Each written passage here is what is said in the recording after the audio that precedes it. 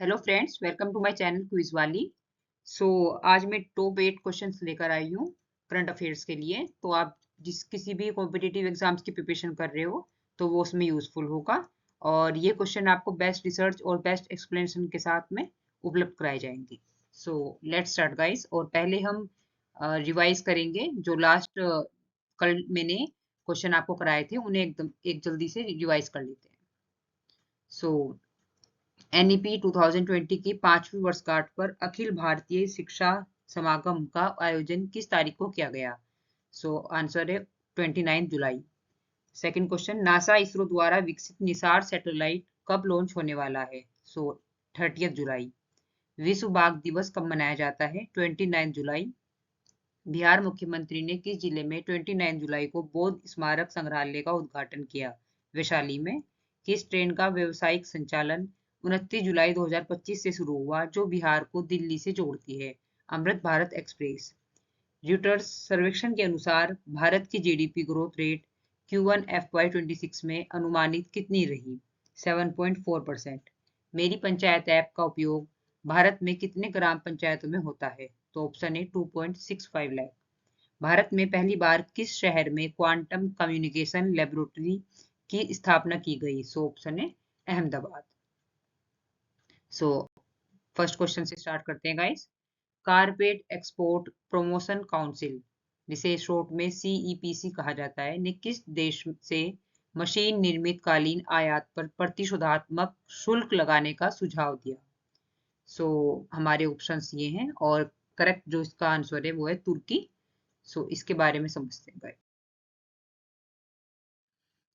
Okay. सो ये carpet export promotion council एक भारत सरकार के वस्त्र मंत्रालय मिनिस्ट्री ऑफ टेक्सटाइल्स के अंतर्गत आता है।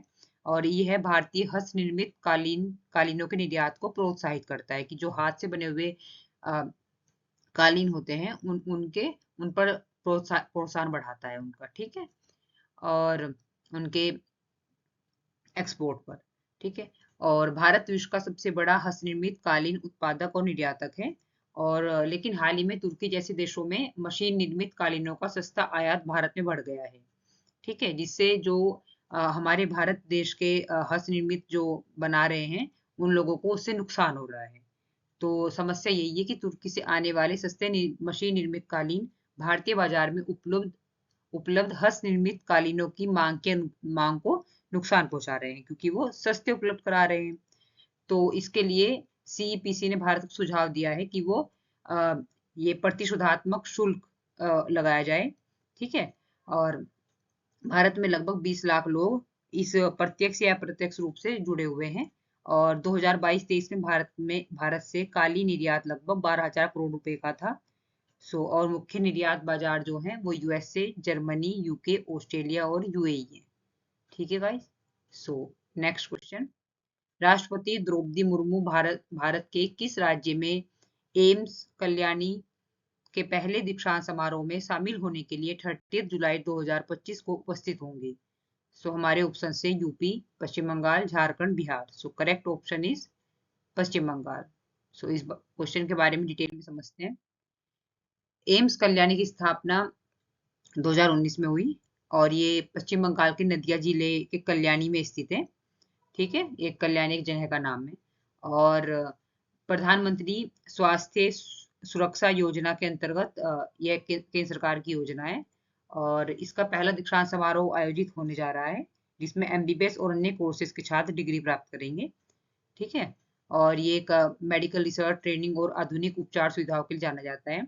750 बेड की क्षमता है इसमें। और इसका निर्माण भारत सरकार के स्वास्थ्य और परिवार परिवार कल्याण मंत्रालय द्वारा किया गया। तो आप इसे याद रखेंगे इस लाइन को, किस मंत्रालय द्वारा किया गया, ठीक है। नेक्स्ट, प्रधानमंत्री नरेंद्र मोदी ने किस उत्सव के अंतर्गत गंगाईकोंडा चोलापुरम मंदिर में पूजा अर्चना की है? तो आप ये क्वेश्चन भी इंपॉर्टेंट है बहुत ज्यादा और आप इसे ध्यान रखेंगे। और करेक्ट ऑप्शन है आदि तिरुवतराई फेस्टिवल। इसके बारे में थोड़ा समझते हैं। सो गंगेकोंड चोलपुरम तमिलनाडु राज्य में जयम कुंडम के पास स्थित है, तमिलनाडु राज्य में है ये। और राजेंद्र चोल प्रथम निर्माता हैं, जो राजा राज चोल के पुत्र थे, और 11वीं शताब्दी में इसका निर्माण हुआ था। और इसका जो अर्थ है, गंगा को जीतने वाले चोल का नगर, इसका अर्थ है। वास्तुकला है, द्रविड़ शैली बृहदेश्वर मंदिर से मिलती जुलती है इसकी, और चोल साम्राज्य की राजधानी बनी थी। ठीक है, और यूनेस्को मान्यता, इस ये लाइन इंपॉर्टेंट है, यह है ग्रेट लिविंग चोल टेम्पल्स में शामिल है। नेक्स्ट, या आरबीआई गवर्नर संजय मल्होत्रा ने किस परिस्थिति को यह कहते हुए महत्वपूर्ण बताया कि मुद्रास्फीति के खिलाफ आरबीआई इन्फ्लेशन के खिलाफ आरबीआई लड़ाई जीत गई है, लेकिन युद्ध जारी है। सो हमारे ऑप्शन है, मुद्रास्फीति दबाव समाप्त होने तक, मौद्रिक नीति में भविष्य की अनिश्चितता, मुद्रास्फीति नियंत्रित है पर मांग कमजोर है, पूंजीगत व्यय पर नियंत्रण। सो correct option is, correct option होगा हमारा मुद्रास्फीति नियंत्रित है पर मांग कमजोर है।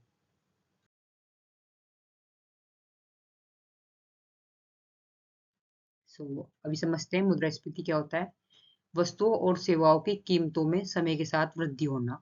जब चीजें पहले से ज्यादा महंगी हो जाती हैं तो कहा जाता है कि मुद्रास्फीति, इन्फ्लेशन बढ़ रहा है। ठीक है, और आरबीआई का क्या रोल है इसमें? आरबीआई की जिम्मेदारी है देश में महंगाई को नियंत्रित रखना। ना तो बहुत सस्ता होना चाहिए और ना बहुत ज्यादा होना चाहिए, एक रेंज होती है, और ये रेंज होती है जो मतलब सिलेक्ट की गई है 2 से 6% के बीच में। और करंट प्राइस इंडेक्स क्या है? 4.7%। और अब सीपीआई क्या होता है? एक ऐसा मापदंड है जिससे हमें यह पता चल लगता है कि उपभोक्ता रोजमर्रा की चीजों जैसे खाना, कपड़े, आवास पर कितना खर्च कर रहे हैं और उनकी कीमतों में कितना बदलाव हुआ है। नेक्स्ट, ऑपरेशन महादेव किससे संबंधित है? ऑपरेशन महादेव आतंकवाद विरोधी अभियान से संबंधित है। से इसके बारे में थोड़ा समझ।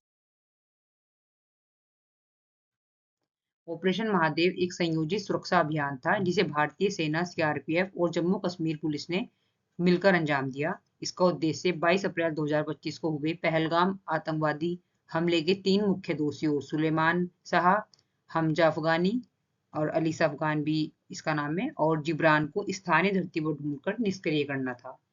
ऑपरेशन महादेव का नाम क्यों पड़ा है? ये पड़ा है महादेव पीक से प्रेरित था, और श्रीनगर में एक पीक है उससे प्रेरित था जहां आतंकियों की लोकेशन ट्रेस की गई है। ठीक है, तो इसी वजह से इसका नाम ऑपरेशन महादेव पड़ा है, और ये आपसे एग्जाम में पूछा जा सकता है। सो प्लीज आप इसे याद रखेंगे। नेक्स्ट, नालसा वीर परिवार योजना का उद्देश्य क्या है? शहीद सैनिकों के बच्चों के लिए मुफ्त शिक्षा, दिव्यांग व्यक्ति के लिए स्वास्थ्य बीमा, शहीद सैनिकों के परिजनों को कानूनी सहायता प्रदान करना, सेवानिवृत्त सैनिकों को रोजगार सहायता। हमारा करेक्ट ऑप्शन है शहीद सैनिकों के परिजनों को कानूनी सहायता प्रदान करना। इसके बारे में समझते हैं। योजना का नाम नालसा वीर परिवार योजना। शुरुआत जुलाई से हुई है इसकी, इसी महीने से। उद्देश्य सशस्त्र बलों में शहीद हुए सैनिकों के परिवारों को मुफ्त कानूनी सहायता प्रदान करना। ठीक है, संस्था है NALSA national legal service authority, राष्ट्रीय विधिक सेवा प्राधिकरण। लाभार्थी होंगे वीर शहीदों के परिवार, नारियां, माता पिता, आश्रित सदस्य। सेवाएं होंगी मुफ्त वकील, केस की निगरानी, मुआवजा संबंधी सहायता, संपत्ति विवाद आदि में कानूनी सहयोग।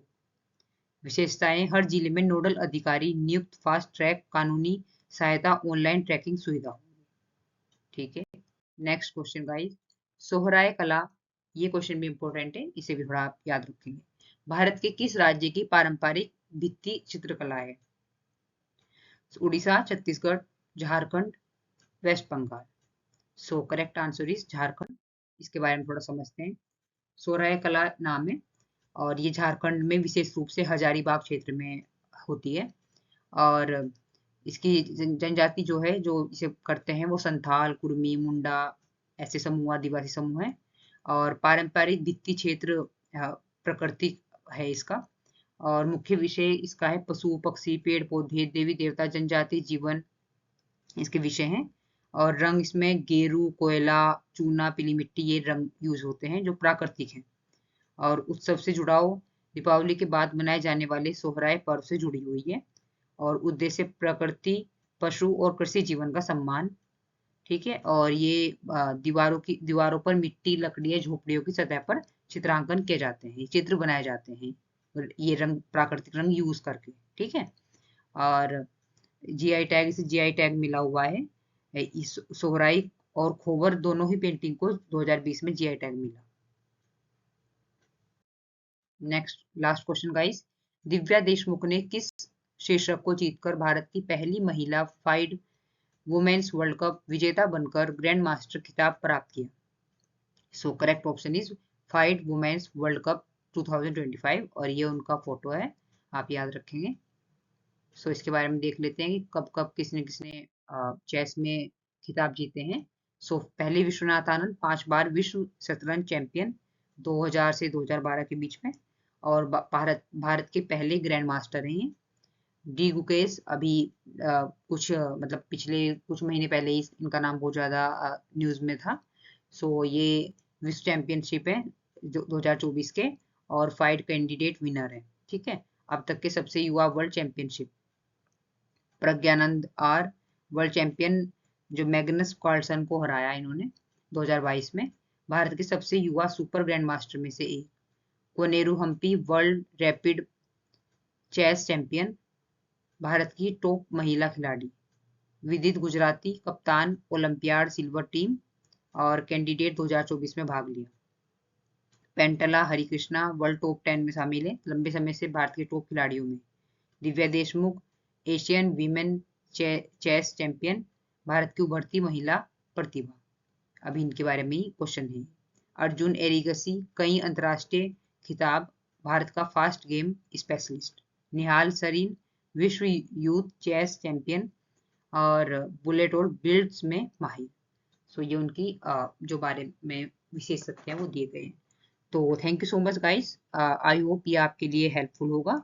और प्लीज़ अगर आपको ये वीडियो से अच्छा लग रहा है मेरा काम, तो प्लीज़ चैनल को लाइक, सब्सक्राइब और शेयर कीजिए। और सो थैंक यू गाइस, कल मिलते हैं। Thank you so much.